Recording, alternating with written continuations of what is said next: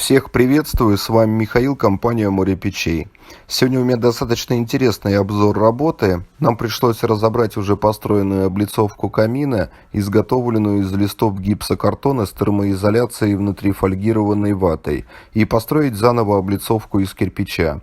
Этот камин смонтирован где-то лет 10 назад известной монтажной компанией, и все было бы хорошо, но пошел процесс разрушения. Корпус облицовки из гипрока стал разрушаться от высокой температуры, несмотря на внутреннюю изоляцию. Фольгированная вата внутри каминного короба стала отваливаться, соответственно и волокна изоляции обнажились. А во время протопки камина вместе с выходом горячего воздуха из вентиляционных решеток стали поступать в помещение мельчайшие частицы базальта, что не очень хорошо для здоровья человека.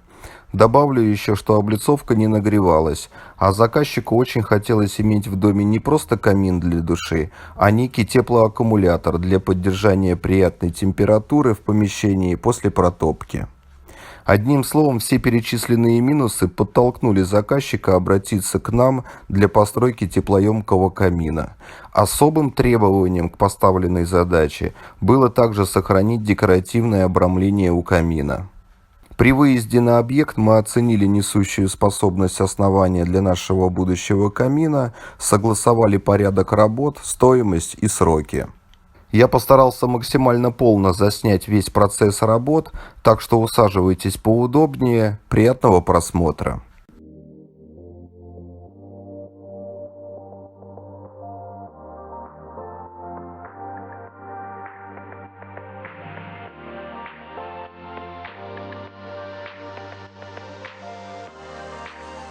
Начинаем демонтаж камина, снимаем листы ГКЛ, убираем термоизоляцию. Перед началом работ сняли все размеры облицовки. Напомню, что нам необходимо после строительства основы установить обратно все декоративные элементы из дерева. У камина предусмотрена разводка горячего воздуха в два помещения. Эти воздуховоды мы проверили, они за столько времени не пострадали. Мы их трогать не будем. Видим, как сделана термозащита горючей стены за камином. Использован профиль и изоляция в 150 мм. Каркас демонтировали, начинаем кладку облицовки. Для уменьшения веса всей конструкции используем внизу газобетон. В нагреве он не участвует, а весит в разы меньше кирпича.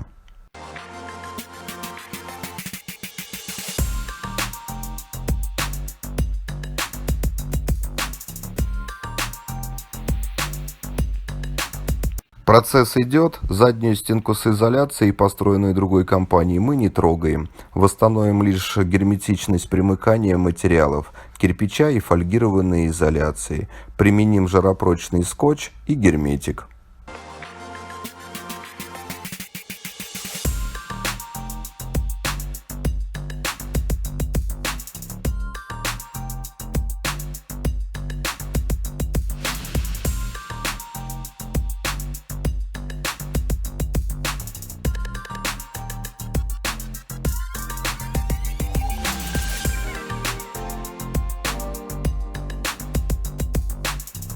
Так, облицовка готова, поверхность прогрунтовали, подождем немного и начнем выводить плоскости штукатуркой Ротбанд.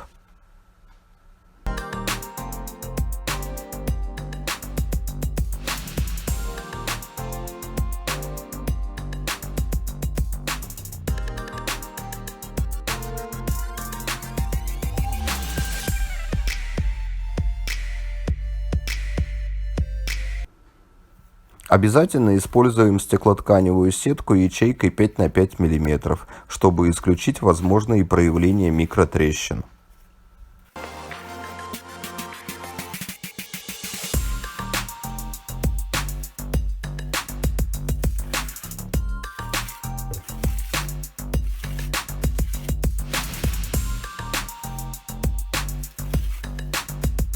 Так, первый выравнивающий слой нанесли, сделаем паузу и выведем все плоскости и углы четко в уровень.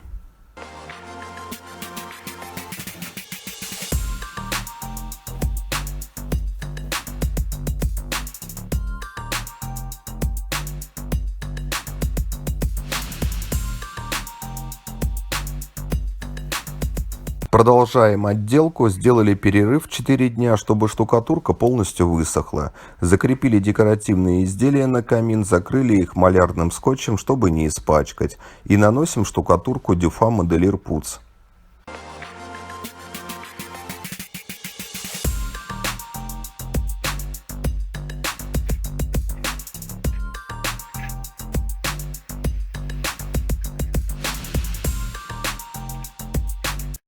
Вот и камин готов. Штукатурку мы защитили декоративным покрытием Лагуна Серебро.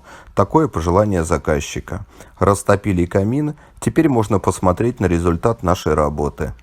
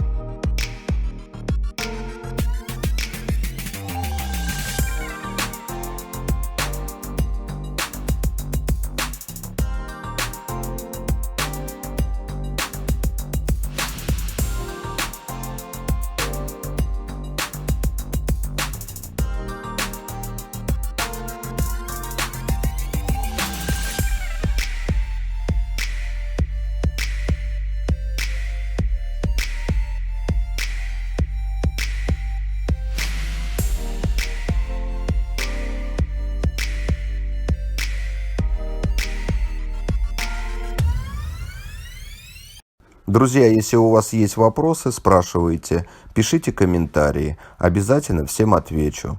Всем спасибо за просмотр. До новых встреч.